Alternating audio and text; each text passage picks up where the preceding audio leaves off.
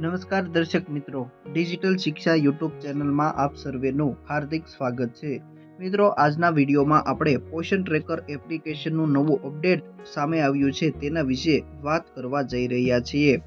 અગાઉ પણ આ બાબતે જે નવું અપડેટ 26.5 આવ્યું હતું તે બાબતે પણ અગાઉ આપણે વિડીયો બનાવ્યો હતો અને આજે ફરી જે નવું અપડેટ 21.6 સામે આવ્યું છે તેના વિશે આજનો આ વિડીયો બનાવવા જઈ રહ્યા છે અને જેમાં આપણે વિસ્તૃત વાત કરીશું કે પોષણ ટ્રેકર એપ્લિકેશનનું નવું જે અપડેટ સામે આવ્યું છે 21.6 તેમાં કયા કયા નવા સુધારા થયા છે, શું નવું અપડેટ થઈને આવ્યું છે તેના વિશે વાત કરવાના છીએ.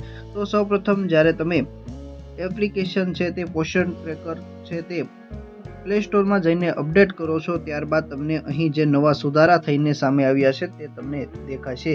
જેમાં આપણે આમ જોઈએ તો મુખ્ય 3 સુધારા થઈને સામે આવ્યા છે. જેમાં પ્રથમ સુધારા વિશે વાત કરવામાં આવે તો અગાઉ આવેલા 21.5ના અપડેટમાં આવતી લોગિન સમસ્યા દૂર કરવામાં આવી છે અને રાબેતા મુજબ હવે નવા અપડેટમાં કામગીરી કરી શકાશે.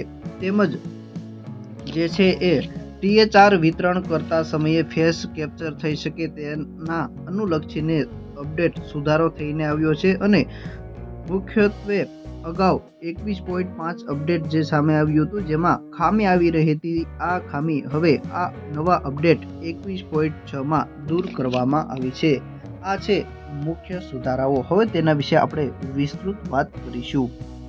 પોષણ ટ્રેકર એપ્લિકેશન તમે અપડેટ કરો છો અને ત્યારબાદ અહીં મોબાઈલ નંબર તેમજ એમપિન છે તે દાખલ કરો છો. ત્યારબાદ હવે તમે સરળતાથી લોગિન કરી શકો છો. અગાઉ સમસ્યા આવી રહી હતી તે સમસ્યા હવે આ નવા અપડેટમાં દૂર કરવામાં આવી છે.